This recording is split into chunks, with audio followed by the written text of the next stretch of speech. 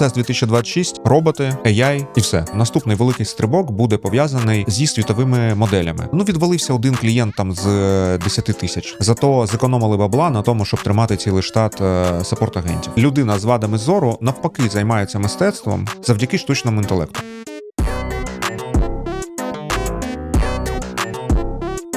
Сьогодні поговоримо про новинки-цікавинки з CES 2026, про Сатью Наделу і його очікування від штучного інтелекту у 2026-му, і як штучний інтелект допомагає митцям з вадами зору. І це доволі цікава точка зору, яку ми часто опускаємо з виду, тому дивіться випуск до кінця, щоб бути в курсі. А я нагадаю, що це подкаст «Собака на проді», 19-й епізод. Я, Дмитро, впроваджую штучний інтелект у геймдев. Вітаю, Андрій. Твоя команда і технічне рішення. І що 2 тижні ми розбираємо ключові події зі світу IT та технологій і ділимося думками щодо того, як це все впливає на нас з вами, індустрію та світ. І перш ніж ми продовжимо, з нас цікава розмова, з вас лайк, підписка, можливо навіть коментар, і додивіться випуск до кінця, там зазвичай найцікавіше. Все, тепер поїхали розбиратись.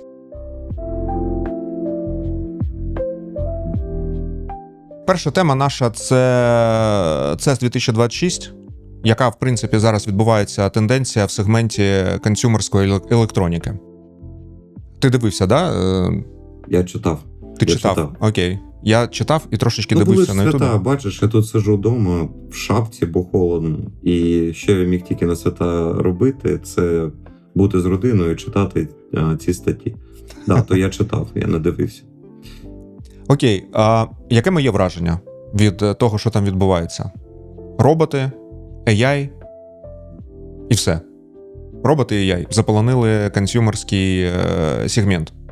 Не тільки. Там було дуже багато цікавинок. Мені, наприклад, дуже запам'ятався оці штуки з Lego. Lego Smart Bricks. Що ще було прикольно, я не хотів казати в нашому випуску про унітази, але добре. Там був такий анонсована штука, типу Трон називається. Має ж назва бути якось дотильна до трону, на який всі сідають. Да? Це на кшталт такого ж смартового девайсу, воно типу на твій унітаз чіпляється прямо тим місцем, куди ти потім сідаєш. І воно записує твої параметри. Тобто воно там якось аналізує там твій тиск і все інше. Тобто може виміряти всі твої параметри з твого здоров'я. От оце мені теж запам'яталось.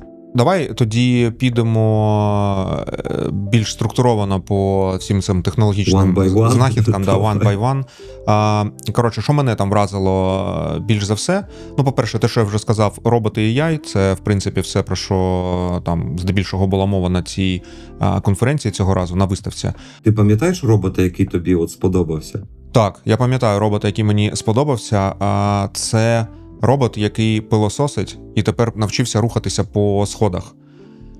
Поняв? Типу ще пригати вміє в таких колесиках. Да, в нього там такі колесики вилазять, і він, вміє це все робити, тому що раніше, якщо в тебе двохповерхова хата, то тобі треба, 2 роботів або переставляти їх постійно, одного там з поверха на поверх, а цей тепер сам, їздить. І мені тут, знаєш, що сподобалося ще в цьому ключі? Навіть, можливо, не сам робот, бо, це очікувано, да, що рано чи пізно ми би прийшли до таких речей. А те, що, це ж там штучний інтелект всередині. Можливо, в цьому роботі, якого я описую, там його або нема, або дуже мало і того інтелекту, да, там його, мабуть, не дуже багато треба. 100%. В нього є камери, да, там гіроскопи і так далі. Але, в принципі, всім цим роботам, бо вони самі по собі, вони там мало що можуть, їм потрібен штучний інтелект.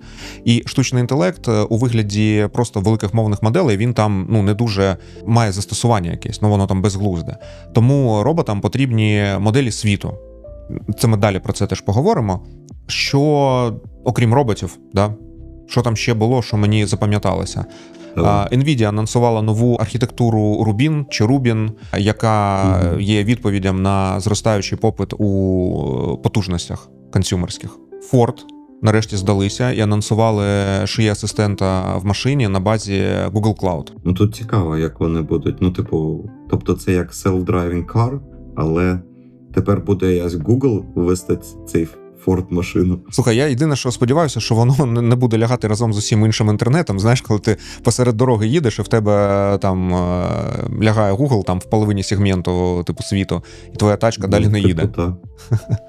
Що мене здивувало далі, це теж продовжуючи в тему з автомобілями, це Caterpillar засовують шиї в свої трактори. Дуже красиво виглядає, знаєш, оцей відос, коли ці всі жовті трактори там якось їздять, щось там копають. Ну, типу, це трактор, який промисловий, або це комбайн, який працює на полях? Ну, в промо-відосі там були трактори, які риють там, ну, з цим з ковшом, поняв, які там можна там сніг прибирати, землю рити, там таке. Знаєш, що згадав? Згадав оцей фільм «Інтерстеллар». Пам'ятаєш, коли вони сидять на ранчо, землю вже покриває попіл або що там було.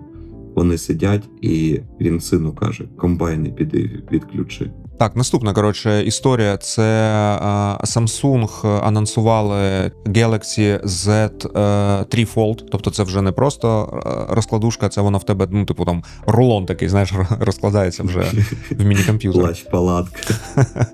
Ну, прикольно, слухай, можливо, якщо воно там по розміру буде як планшет розкладатися, то тобі один девайс замінює два. Ну, чому ні, нормально. Так, наступна була штука, це Clicks Communicator. Коротше, були компанія, я не знаю, як вона називається, насправді, можливо, Clicks, вона так і називається. Вони робили чохли для айфонів, можливо, для андроїдів, не знаю точно, де додавалася просто фізична клавіатура, як а-ля BlackBerry. І тепер вони фіганули свій телефон, свій девайс. Не тільки клавіатурку, а повністю телефон. Я бачив картинку, ну воно виглядає ущербно зорі. Ну да, ну знаєш, вже народилися і виросли люди, які не чули про BlackBerry, тому час витягати цей скелет зі шафи, знаєш, і знову продавати його ходити. Ти знаєш, колись я спілкувався з людиною, ми сперечали стосовно вибору там Apple Watch або Garmin. Угу. І він мені каже, типу, мені не подобається Apple Watch тільки тим, що коли мені потрібно на екрані щось там, ну, там багато було параметрів, чим вони йому не сподобались. І там і портативність, і там недовго вони тримають заряд і все інше. Але для нього, як для спортсмена, було ключове, щоб кнопки були фізичні, і їх можна було тицькати в перчатках, там, де завгодно.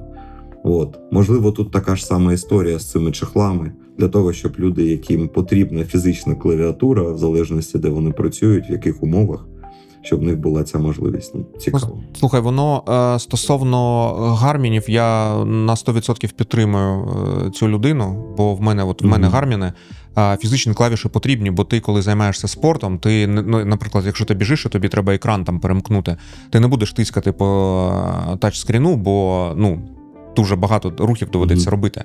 Ось, а так на клавішу натиснув, є фізичний отклик, типу, все класно. Щодо цього комунікатора, не знаю, можливо, я заганяюсь, але поки що така якась не супер зрозумілий девайс. Але далі цікавіше. Компанія Razer. Вони анонсували Project Motoko, і це щось не бачив, не чув, не читав? Motoko не чув, я чув. Вони два проєкти анонсували. Да, от Ava є, і є от Motoko.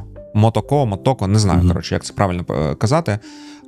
Як вони в себе там в промо пишуть, це Future of Wearable AI. Тобто це от як концепція окулярів з AI, да? Тільки в них це навушники. Грубо кажучи, як це працює? Ти не бачиш перед собою всі ці історії, але ти чуєш, да? Тобто ти комунікуєш з AI через голос. В тебе в навушники вбудовані камери, тобто AI бачить, да, те, що відбувається. І ти можеш йому там, я не знаю, казати, ну от вони в рекламі показували, як чувак там щось нарізає, якийсь салат, і він каже, з цих інгредієнтів, які ти бачиш, що мені приготувати. Воно йому там щось розповідає, як що робити, і він там повторює просто ці рухи. Ну, типу, прикольно, цікаво. Я, звісно, більш чекаю окуляри, які можна буде нормально юзати, але... Ray-Ban від Meta теж. Ну, у Ray-Ban від Meta там є одна величезна проблема поки що. Це екосистема застосунків, бо воно працює тільки з мета-екосистемою. Коли вони відкриють повністю API, коли інші розробники зможуть інтегруватися з ними, тоді це буде круто. Поки що, ну, це таке собі. Фейсбуком я не Ну, користуюсь. ти знаєш, багато людей, от які вже зробили преордери настільки багато, що промисловість не справляється, щоб накліпати оцих рейбенів. Да, я чув теж про це. І вони теж чув, і вони Да. сказали, що типу ми не будемо зараз нікуди там відсилати там в Європу, Да, бо бо ми вони не там можемо покрити тільки Штати. Да, навіть свій домашній ринок вони не можуть покрити. А слухай, ну Мгм. це прикольно. Воно реально виглядає прикольно, воно стильово, воно, ну, типу, там універсальна форма підходить всім, в принципі. Супер сучасно, супер класно, але ну, для мене особисто поки що useless. Угу. Ну, таке, коротше. Далі, раз ми вже заговорили за Razer, наступний цей Project Ava, те, що ти бачив, і це в категорію оцих безглуздих якихось трошечки кріпових Але девайсів. іграшка обалденно виглядає. Ну просто цікаво. Да, коротше, що це таке? Це фактично просто анімешка в банці, ну така, типу, банка, в ній, типу, голограмна анімешка якась, або що ти там собі налаштуєш, яка веде з тобою комунікацію. На відосах, на промо-відосах це виглядає одночасно і кріпово, і цікаво, але, ну, коротше, що вона може? Вона просто, вона, наприклад, там, бачить, що ти сьогодні одягнув, наприклад. Да, і вона тобі каже, блін, супер класний лук, молодець, іди. Або там, я не знаю, перевдягни светр, бо ти його там, не знаю, щось там не так. Вона чи воно слідкує, коли ти, наприклад, граєш в щось за твою ігрову сесію, да, і теж показує, дає тобі якісь поради, там, ну, коротше, такий собі асистент. Слухай, давай згадаємо, типу, Тамагочі. Ну, слухай, Тамагочі не давав тобі поради. Тамагочі казав, типу, я посрав, прибери я хочу їсти. Да. Ну, а тут, прикинь, в тебе буде асистент. До речі, цікава історія, бо на цьому ж сесії було представлена ще панда, іграшка панда для похилих людей. Ти про це чув? Читав? Я про це читав, я про це бачив анонси. Я згадав наш випуск підсумки 25-го прогнозу на 26-й, де ми обговорювали всю цю історію. Про самотність, пам'ятаєш, цих похилих людей і так далі. Ну, тут я все це побачив, просто зробив собі чекмарк, що да, окей, ми так про це поговорили, є, да? Так воно і є. Ну, дивись, от H-Tech в даному випадку з цією пандою для похилих людей, з яким кому нікуди там поговорити, з ким і все інше. І ось цей Project Ava від Razer, вони чимось схожі. Ну, це, знаєш, це тобі підготовка. Да, роблять підготовку до майбутнього, типу. І дивись, скільки взагалі багато асистентів от зараз на ринку. Це тому, що ми стаємо самотніми, от цікаво. Ну, навіть оця історія, пам'ятаєш, коли зробило OpenAI аналіз, щоб зрозуміти взагалі, хто спілкується там з чатом GPT, про що спілкуються. І люди, тупо, я не знаю, чи це якийсь стьоп, чи ні, але люди казали, що навіть готові там одружитись з чатом GPT, або цей кращий партнер в житті. Оце мене дуже насторожує з тим фактом, що технології настільки стають близькими до нас, що ми бачимо, як нам потрібні якісь асистенти замість того, щоб просто комунікувати з іншими людьми. Ну, да, ми з тобою це проговорювали, і, на жаль, це так. І те, що зараз дуже багато оцих іграшок, якихось там ще девайсів, які там схожі на тваринок і так далі, воно до цього йде. От як тоді в тій новині ми читали, да, що це супервелика проблема. Ми, можливо, її не бачимо там в Європі, але в Сполучених Штатах, як це типу двигун цих інновацій і так далі, вони вже трублять про те, що це проблема. До нас воно сюди докотиться також. Больно. Мені зараз, знаєш, так, больно. В спині щось кольнуло, да? Да. Да, ну коротше, типу, поки що всі ці іграшки виглядають максимально якось безглуздо. Вони там нічого не вміють, вони там максимум, знаєш, ти там його погладив, там, заправив вухо, там, якусь собачку, да, і вона тобі в праву сторону там підтягнула свою голову, блимкнула і там гавкнула. Ну, от це все, це поки що максимум. Але, ну, з чогось треба починати, тому початок покладено. Або конспірологічні теорії.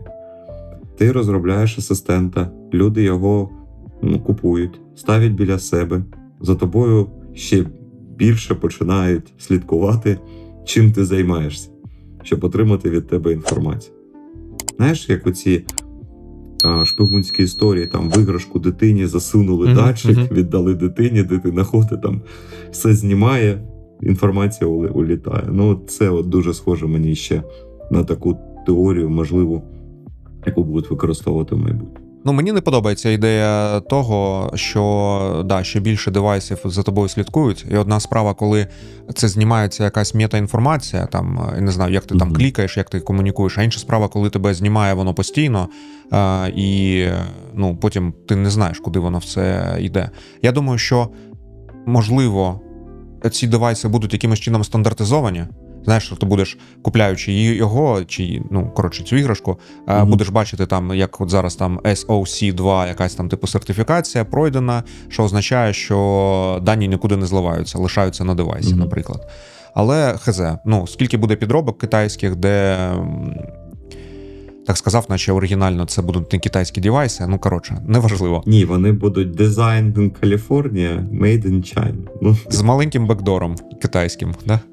Так, з маленьким бекдором. Так, що там ще було? Про Lego Smart Bricks ти там приблизно розказав.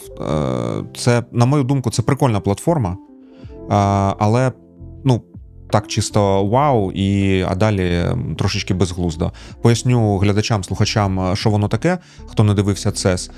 Наскільки я це зрозумів, виправ мене, якщо я не правий, в кожному там кубіку, не знаю, там чоловічку, там ще чогось, вбудований NFC чіп, і всі ці девайсики, ну, маленькі ці кубики, поєднані в одну якусь NFC мережу. І там є якісь типу інструкції, як ці NFC фактично штучки між собою там взаємодіють. Там вони робили прикольні приклади на Star Wars, коли там, знаєш, в тебе в корабель сідає Люк Скайвокер, в тебе якась спеціальна мелодія грає. Коли він звідти вилазить, ще там щось, коротше, відбувається. І знаєш, що мені сподобалося більш за все? Коротше, там був такий прикол, якщо лишити двох чоловічків, ну, поряд, вони через якийсь час буде починають... Ні, ну, можливо, я не додивився настільки далеко, але спочатку вони починають розмовляти на якійсь своїй там спеціальній мові. Ну, от просто от вони стоять поруч, вони починають трендіти там між собою. Що мені сподобалось, я от як дитина, от, знаєш, вони б мені там мотор, щоб воно літало, щоб воно стріляло, знаєш, а воно жужжить, блистить, бремчить і щось там трендить, знаєш. Але от я не бачу, щоб, можливо, воно буде оживляти оці персонажі, але зараз я отак от не можу сказати, от я би от цим грався прям. В Лего ж не сама штука потім гратись цим всім. Штука сконструювати. Правильно. Якщо це великий конструктор, поставити десь, да? І потім, ну, якось там, ну, але дивись, або насолоджувати самим процесом. Так, це головна його задача, але тепер, завдяки тому, що вони додали оцей прикол, це збільшує рівень інтертейменту, і тепер ти цими іграшками ще можеш гратися. Я не знаю, звісно, як воно впливає на продажі, да? Ти там зібрав, пішов, купив новий, збираєш. Якщо ти зібрав і тепер граєшся, не купляєш новий, то, можливо, воно не дуже, але, можливо, вони, ну, знаєш, ціна закладена в цей прикол вже заздалегідь. До речі, про ціну. Вони там стартують продажі в березні цього року. Угу. І по всьому світу чи тільки в Штатах? Оцього я не знаю, або там не було сказано. Але там був такий прикол, що конструктор там з Дартом Вейдером і його там шатлом буде коштувати щось під $100, типу $990. Ну, під 1000. І виглядає, в принципі, ну, 999, сорі. 99. Не під 1000, 99, так. Да. І в них буде там три типу конструктора. Оцей з Дартом Вейдером, потім шаттл, там, де буде принцеса, не пам'ятаю ім'я, Лея. і Люк Скайвокер. О, дякую. І вони можуть комунікувати між собою. От, і... Так, і ще якийсь третій, ну, типу, але от, ну, воно буде не дуже дешево. Типу, конструктор, з яких там деталей там в районі 200 деталей, типу, він коштує там під $100. А це мало 100 деталей? Я тут... просто не дуже шарю, якщо чесно. Ну, давай так, я коли малим там купляю там конструктор, я не знаю, там в одному пакетику може бути там 50 або 60, ну, типу, щоб з нього щось зібрати, воно ж, типу, мінімальне стає, і там в тебе воно з'являється як там. Ну, і от машинка, да, наприклад, в неї там деталей буде там 150. І це от маленька машинка може бути. Щоб вона була там десь гладенька, щоб деталі друг другу проходили, ну, підходили і все інше. Ну, тобто для мене виглядає так, що 200 деталей, там, це не буде щось там супер великий якийсь там шаттл, яким можна буде гратись. Ну, подивимось. Окей, слухай, останній девайс, який мене вразив з цієї виставки, це Lenovo анонсували AI Frame Gaming Monitor. В чому прикол? Це в тебе 16:9 монітор, великий, да, витягнутий, все класно. Але в тебе зображення, воно вирівняно по там, ну хай буде лівому краю, а інша частина, яка в тебе звільняється, там штучний інтелект може автоматично збільшити тобі якусь область, ну, загальну, і вивести її, ну, в оцей маленький шматочок, який лишається. Що це, як це може бути застосовано? Наприклад, коли ти граєш в якусь моба-гру, він може тобі виводити сюди з боку міні-карту, тільки збільшену. Не оцю маленьку піндюрку, яка в тебе там в куті, до якої треба. Знаєш, як оцей мем, там, де оцей чувак отакий, щось так от робить. Ось, а в тебе велика карта, де ти можеш бачити там пересування і так далі.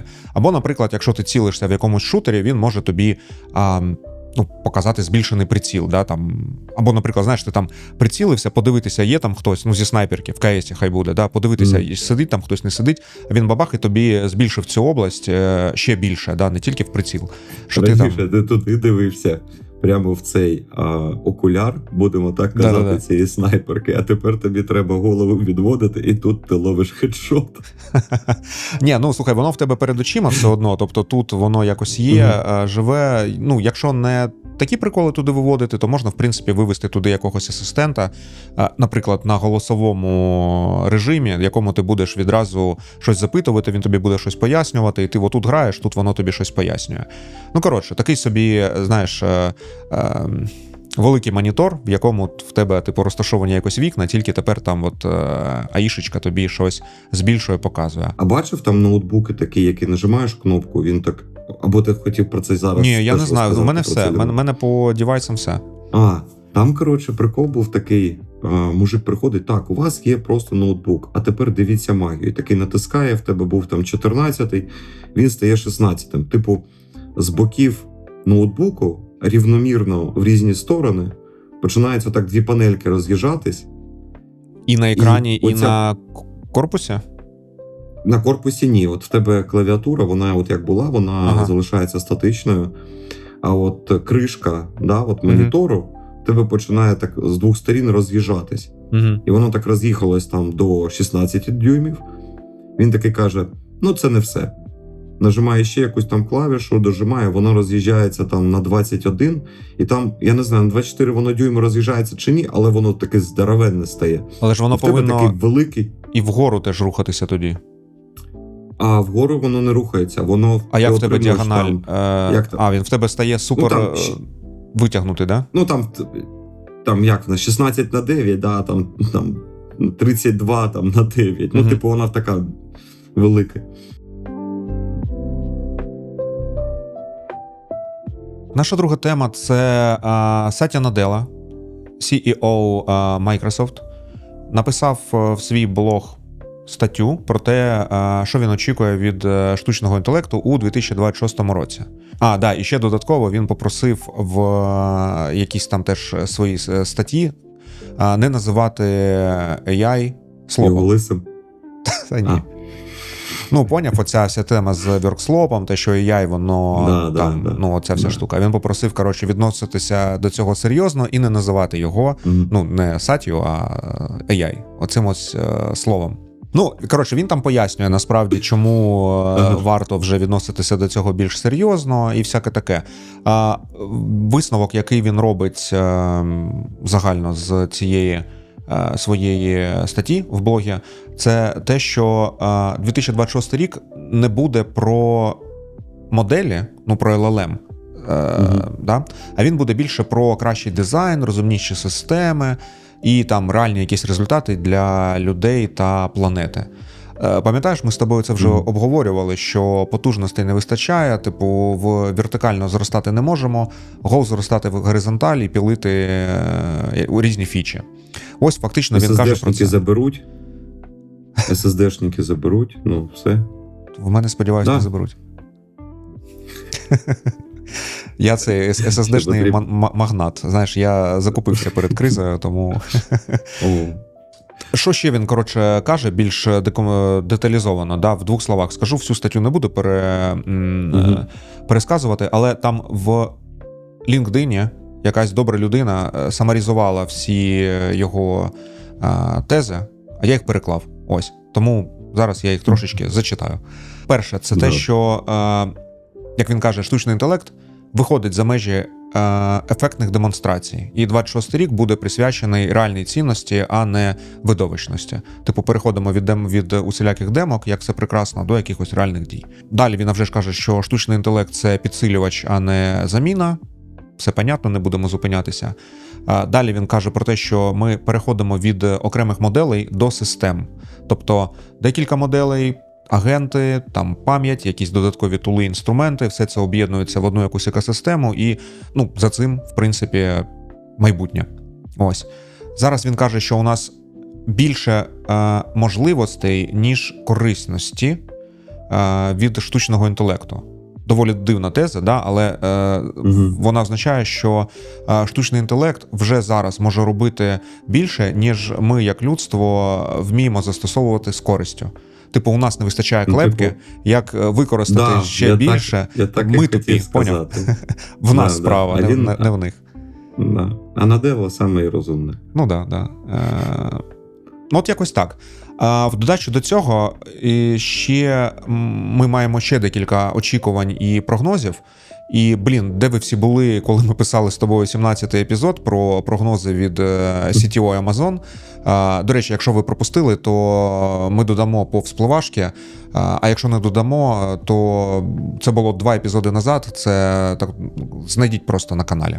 Так ось, це там додаткова стаття від TechCrunch, і експерти TechCrunch поспілкувалися з інженерами, дослідниками і так далі. І прийшли до висновку, що 26 рік це буде рік переходу від масштабування, як вони пишуть, грубою силою.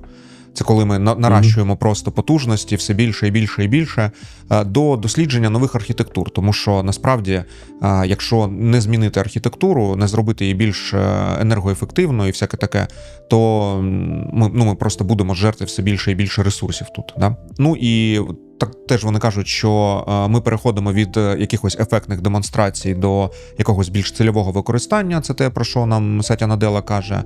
А також вони там кажуть дуже багато про агентів, які нарешті стануть, теж перейдуть від якихось там більш демо до якихось більш продуктивних речей.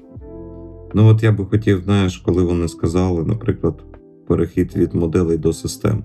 Ти вже зробив навіть висновок цей стосовно того, що далі куди там LLM-ки розвивати. Давайте пробувати їх якось нормально використовувати. Угу. І він там, здається, казав в цій статті про model overhang, типу розрив між можливостями та використанням. Типу він має закритись. З одної сторони, да, є правда в тому, що моделей багато накліпали, і нам дають нову модель, яка там робить, наприклад, відео. Але ж все рівно, коли ми зараз бачимо ці відео, ще є трошки такий стан, що вони все ж AI зроблені. І тут в мене виникає трошки парадокс. Коли людина каже, що там стоп розвивати потужності моделей, давайте тепер спрямуємо нашу увагу на те, як правильно їх використовувати, або як правильно робити архітектурні рішення з використанням цих моделей і поточних їх можливостей.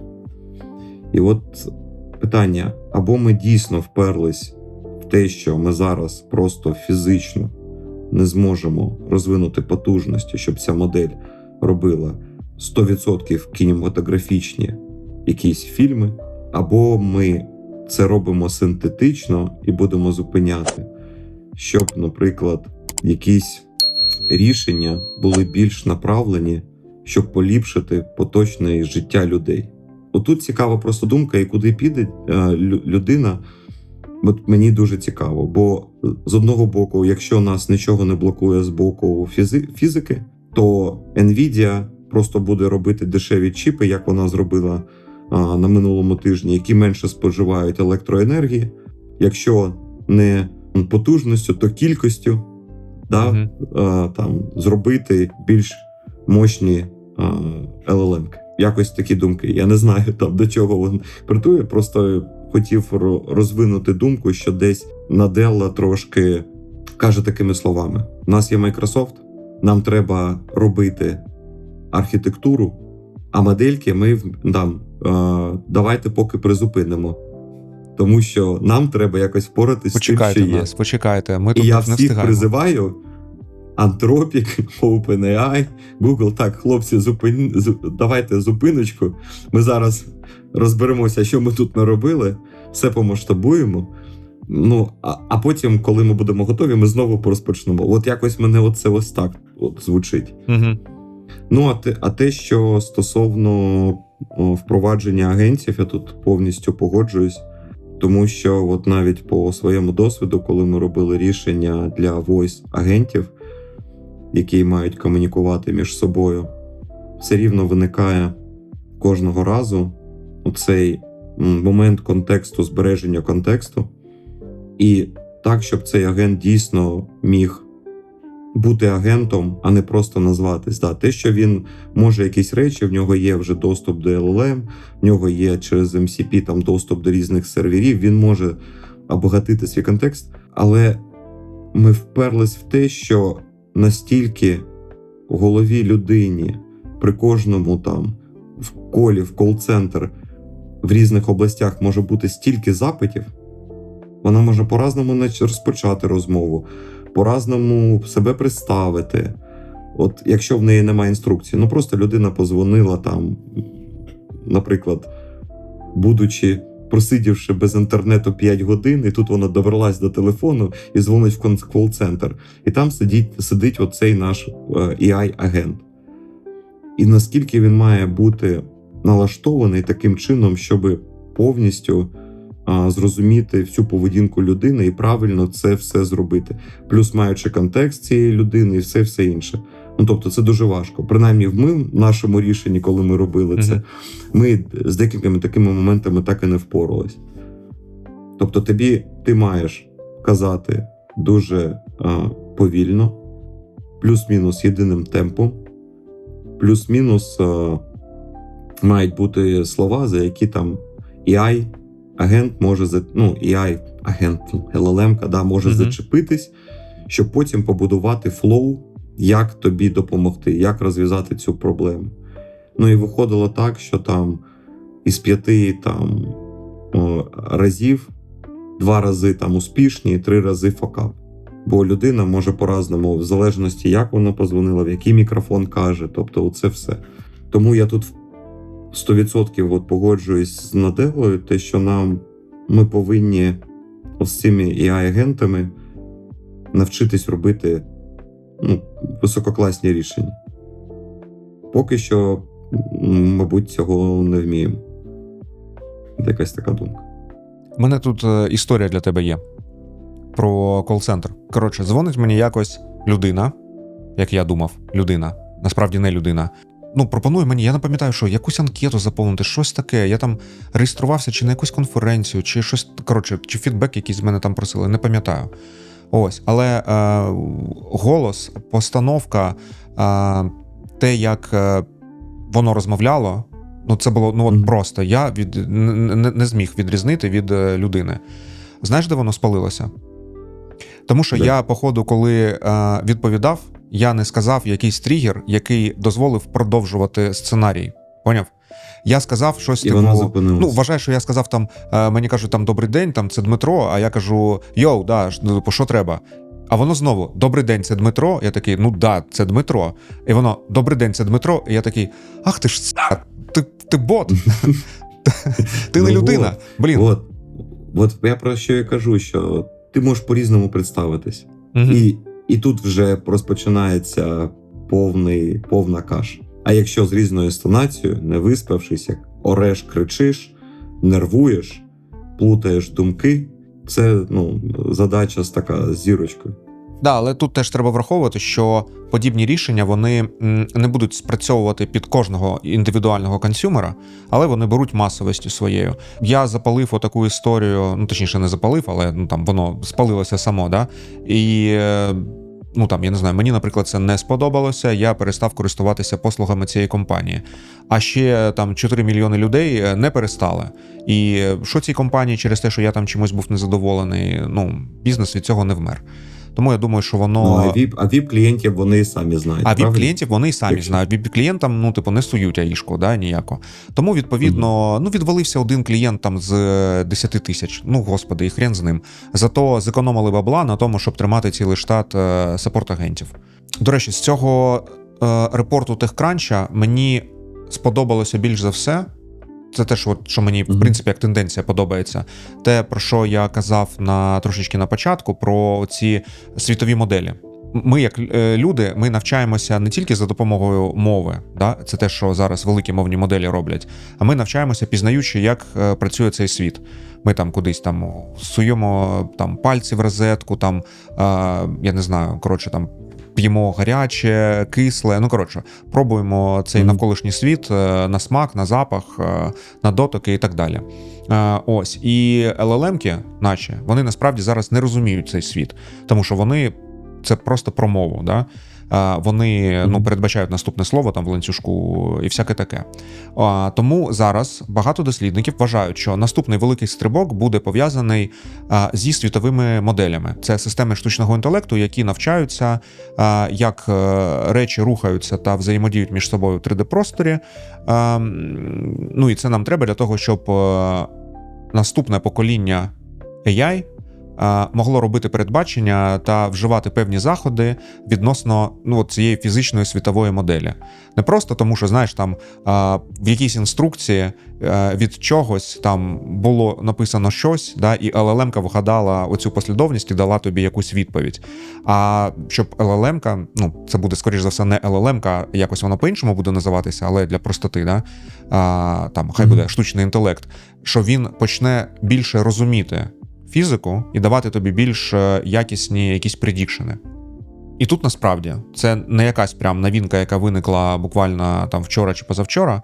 Тут вже існує... Я зараз теж в голові кручу, десь я вже це чув, але це не за статті, це або прототипи були, або хтось вже теорію таку мав це придумати, або це заімплементити. Да, це наукові статті на цей рахунок, вони там з'явилися певний час назад, можливо, там, я не знаю, може там з півроку назад, можливо, навіть ще раніше. Ось, але зараз ми маємо вже декілька стартапів і там купу якихось досліджень.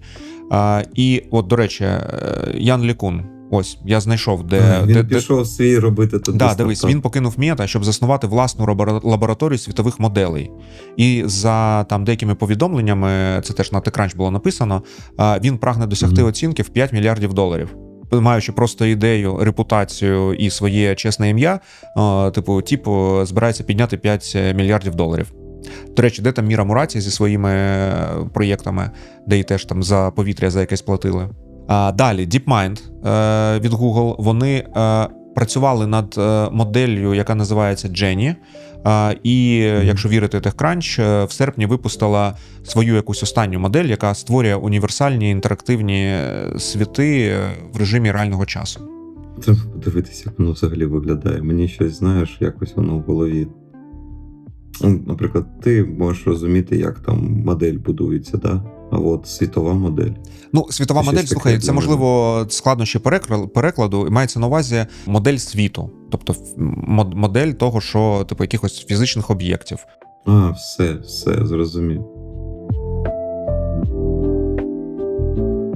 І остання тема – це у нас рубрика «Історія», якої не було вже там певну кількість випусків.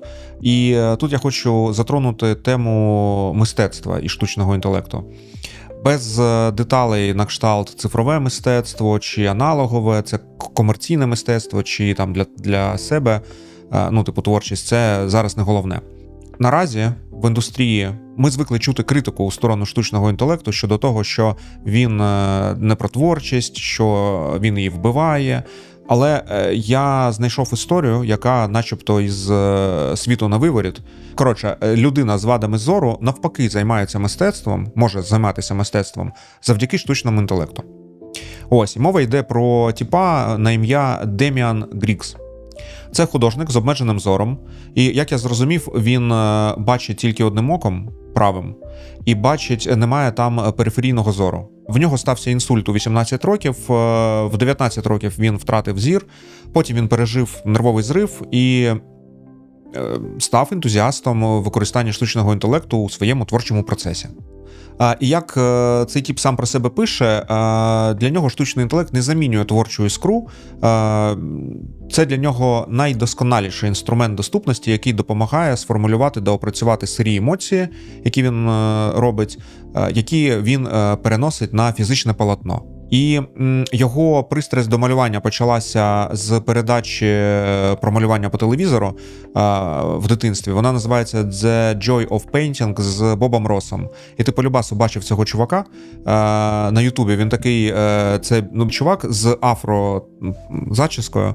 Я, коротше, додам сюди на монтажі зображення, щоб глядачі теж розуміли, про кого мова. Виглядає як такий трошки накурений цей Боніфацій.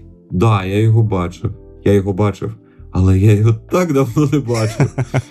І нашому герою Деміану подобалася ідея малювання пейзажів, якраз те, що цей Боб Росс там вчив в своїх оцих уроках по телевізору. Але як чувак зазначає, система художньої освіти може бути доволі жорстокою для початківців-творців, які не вписуються в певні рамки. І на думку його вчителя в середній школі, чувак малював неправильно. Поняв? Тобто, ну, просто неправильно. І це відштовхнуло його від пейзажів і підштовхнуло до чогось, де він може, ну, бути більш творчим, тобто, ну, де було менше правил, до певних абстракцій. І з часом він з оцих абстракцій якихось лайтових, як я розумію, перейшов до те, що він пише, те, що він називає глибоких абстракцій. Бо він загрімив у психушку після отого свого нервового взриву, про який я згадував. І арт став частиною його терапії тут. І тут я зараз хочу зробити паузу і нагадати, що ментальне здоров'я – це важливо, ментальні проблеми – це серйозно. І якщо ви відчуваєте, що не вивозите самостійно, ліпше не затягувати і звернутися до спеціалістів. А у нас був цілий випуск на цю тему, і посилання буде або по вспливашки, або у описі до цього епізоду. Так ось. На цій арт-терапії цей чувак не міг створити щось традиційно красиве, як він про це пише, і він був змушений полагатися на логіку та відчуття. Далі, в принципі, буде маленька частинка про технології, але це доволі банальні історії. Що чувак сам про себе пише? Оскільки мені важко розрізняти кольори, а периферійний зір у мене відсутній, скласти остаточний досконалий образ на полотні для мене надзвичайно складно. Я можу передати емоції і текстуру, але часто не можу визначитися з композицією. І от саме тут він використовує штучний інтелект. Тобто, після того, як він намалював якусь там фізичну картину, як він це може зробити, як він це бачить, він робить фотку, завантажує це зображення в Gemini, він використовує саме Gemini для цього, дає якісь йому конкретні інструкції, ну і далі штучний інтелект малює там певні речі за нього. Ну, тобто відчуття його, там, дороботка, допрацювання штучного інтелекту, щоб привести це до ладу. Тобто, фактично, це не є, він не використовує штучний інтелект для малювання. Він використовує його як інструмент ремастерингу, там полішить просто свої зображення, які він робить, тому що в нього просто він фізично не може це зробити. Ось, тому кінець історії, але мені вона така, доволі банальна, якась лайтова, в принципі, зрозуміла, але те, про що я казав на початку, мені здається, що ми дуже часто в всіх цих круговоротах технологічних забуваємо про якісь, реально банальні, прості речі. Коли ми хейтимо там штучний інтелект за те, що він там вбиває творчість, ми забуваємо про те, що для певних людей він навпаки є вікно в цю творчість, і без цього вони б цього не робили. А цей чувак, він, можливо, навіть би свою психлікарню не вивіз, тому що не міг би робити арт-терапію, яка є, скоріш за все, доволі вагомою частиною терапії, тому що він просто не здатний це робити. А тут така історія, отак воно йому допомагає. Мені дуже суперечливі якісь думки. Людина малює. Цікаво побачити його малюнки без обробці AI. От що він там таке малює, що потім AI має це якось згрупувати в якусь структуру і вирівняти, розставити так, щоб це якусь концепцію мало. Ти знаєш, коли Ван Гог малював свої картини, будучи під абсентом і мандрувавши по Франції, і страдавши від сифілісу, він не дуже і переймався, як його картини виглядають. На тому рівні. Я б теж не сказав, тут є або комусь подобається Ван Гог, або комусь не подобається. Всім подобається його ім'я, але картини можуть бути різні. І я хочу просто подивитись, що ж та людина малює, що там треба доробляти так AI. Слухай, я думаю, що тут більше про твої власні відчуття. Тому що Ван Гог, він малював, але в нього не було, скоріш за... Я не можу казати за Ван Гога, насправді, я не був з ним знайомий. Але я думаю, що в нього не було цих фізичних рамок, в яких він не міг щось створити. В цьому випадку людина хоче це робити. В нього там є якийсь порив і так далі, але через вади він не може це робити. Це може бісити, це може тебе вибивати з колії, це може не давати там певного результату через те, що, знаєш, ти себе відчуваєш не так, як ти насправді можеш це зробити. Я, наприклад, або хочеш, да. Я коли сідаю, наприклад, за малювання, я інколи це роблю, я зараз намагаюся цю стару звичку назад в себе повернути, я в себе в голові, знаєш, малюю просто охеренно. Але коли я сідаю, і починаю робити просто лінії якісь, якщо я там фізичними матеріалами малюю, мене це починає бісити.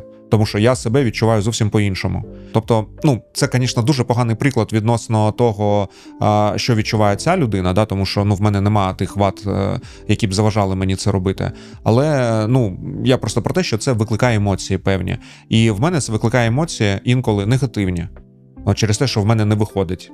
Я себе по-іншому сприймаю. Оце ключове. От ти сказав ключову фразу, що як людина себе сприймає. В нього в голові є якась травми від того вчителя, який сказав, що він в школі погано малює, і він зараз хоче доказати комусь, що він малює та і так-то погано, тому використовує цей AI. А якщо б він просто малював і вкладав свої емоції, може люди більше, людям більше подобалось, знаючи його історію, і іменно картини без якоїсь обробки. Може якось так. Тут теж теорія, суб'єктивне бачення, тобто нікому не нав'язую свою думку, просто думки вслух. Ми насправді не знаємо повну картину, але для мене це просто приклад, дуже банальний приклад того, як технології реально приносять користь. І це класно. Що, тоді на цій позитивній ноті будемо закінчувати? Давай закінчувати сьогодні. Та вже ж вівторок скоро. Що, тоді на сьогодні це все. Дякуємо, що були з нами. Підписуйтеся на подкаст, коментуйте, ставте лайки, діліться випуском з друзями. Це допоможе нам розвиватися і робити ще більше корисного та цікавого контенту. Почуємося в наступному епізоді. Па-па! Почуємось, па-па.